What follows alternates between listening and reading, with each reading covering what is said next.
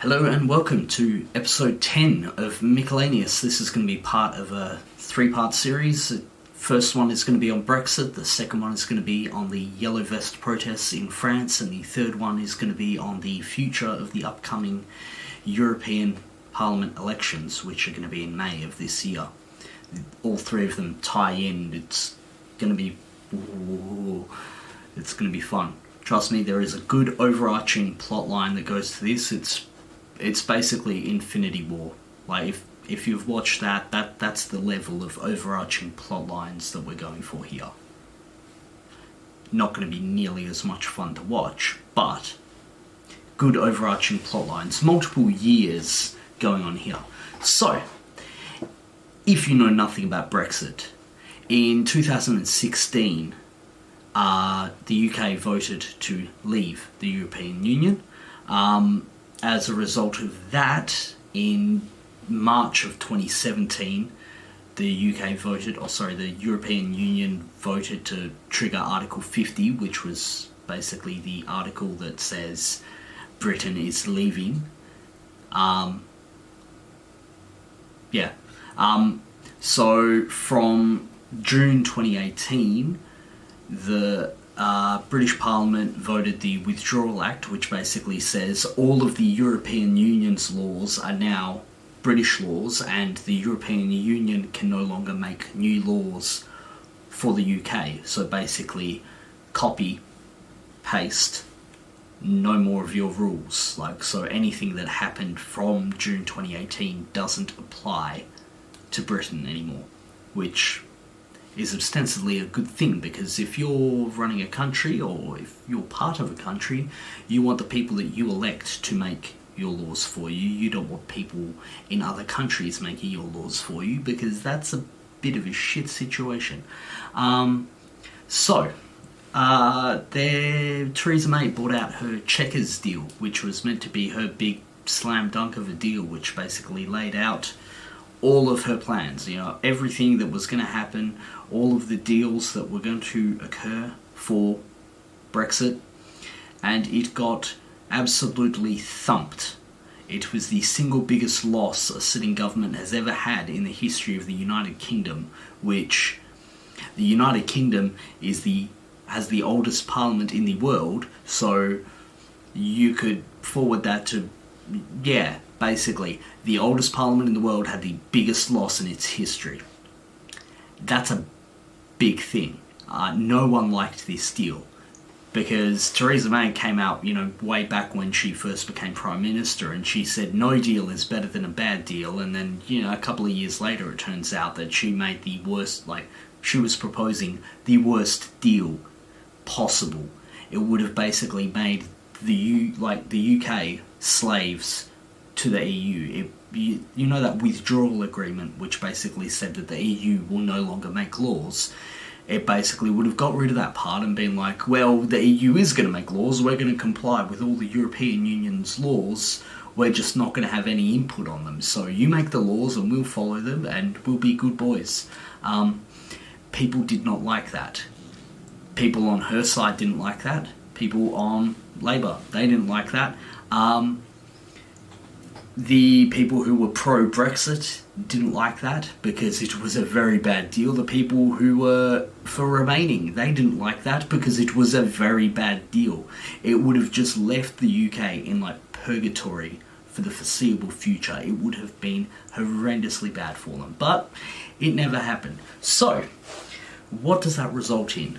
Well, if there had have been a deal, part of that deal would have been the UK negotiating a $42 billion divorce bill, which is basically all of their outstanding liabilities, all of their payments that they owed, or upcoming payments like pensions and all the rest of it. They would have paid all of that money until, in the budgets until 2020, they would have paid, and that there was 42 billion euros, which is a hefty chunk of pocket change, if I don't mind saying that. That is a lot of money.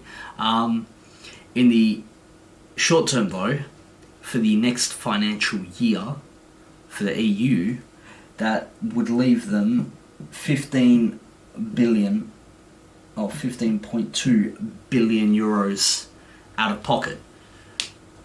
The EU is going to be 15.2 billion euros short in the next financial year, or like for their next budget year, if they do not get that money from the UK. So the UK is possibly better off, but the thing is, we are about 24 days now away from that date, which is the 29th of March.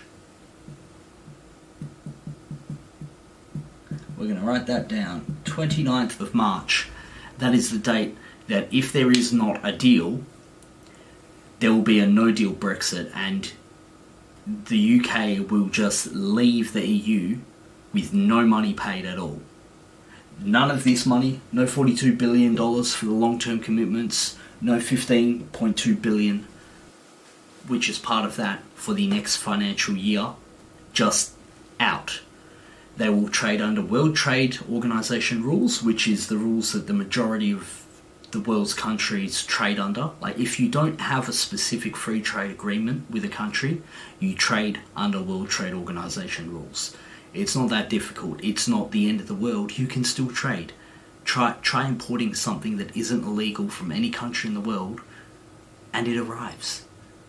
How does that happen? You don't have a trade deal with that country, or unless you do, but find a country that your country doesn't have a free trade agreement with, and then try and import something from them.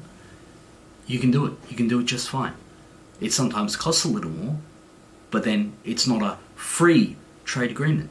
It's World Trade Organization rules, which is all about like reciprocal tariffs on different countries. It works. That's the key thing. It's not free trade, but it works. It's very efficient at working. Like, it's a good framework to trade under. The UK will be fine.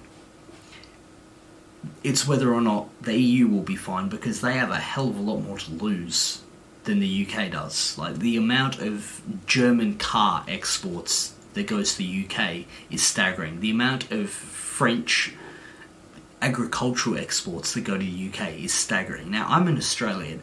Australians are very keen to tap into that export market of exporting things back to the UK, because we know that the Brits like our stuff.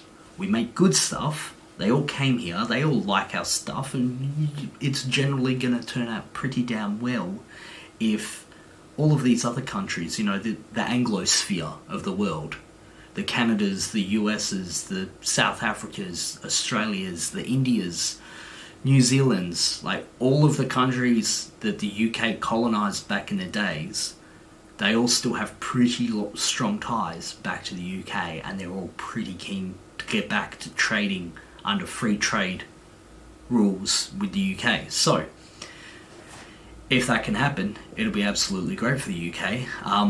If there's no deal, it's not going to be that good for the EU, but the EU doesn't seem to be keen on negotiating fairly with the UK. They seem to be more keen on punishing them for trying to leave in the first place. They're trying to make an example of them, but I don't think it's going to work quite how they intended. Anyway, this is the end of part 1, which is about Brexit and just catching you up on, the dates and what's happened and what the implications are. I will see you in the next episode, where I will be talking about the Yellow Vest protests that have been occurring in France. So I look forward to seeing you in that one, and please like, comment, and hit the bell. Yeah, I'll see you in the next one, and I don't know, maybe share it if you feel like it, but anyway, I'll see you around.